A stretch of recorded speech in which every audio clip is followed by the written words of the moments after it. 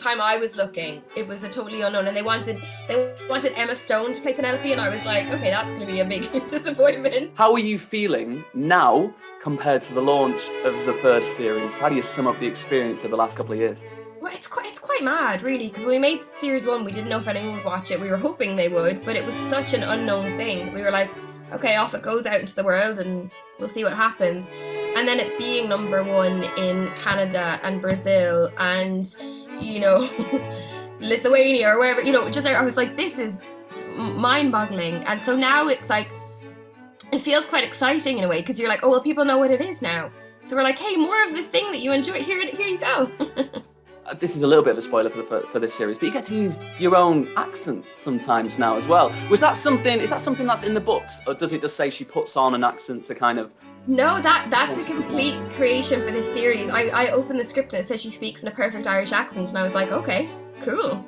Let's do it. That's within my range. Yeah, absolutely. That's on the Spotlight profile, so we're all good.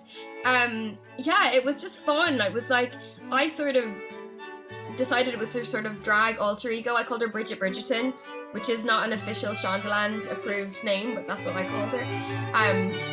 We sort of decided it was like, I worked with the accent coach, and we decided she had this sort of Dublin housemaid as a young girl who was like maybe a really maternal figure, and then she always listens to everything, so we were like, it makes sense she'd be a mimic.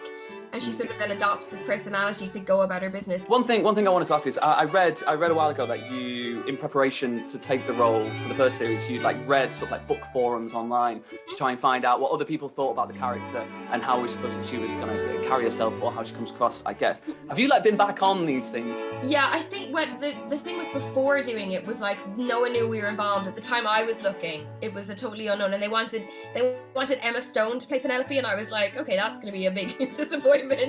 They find out it's me.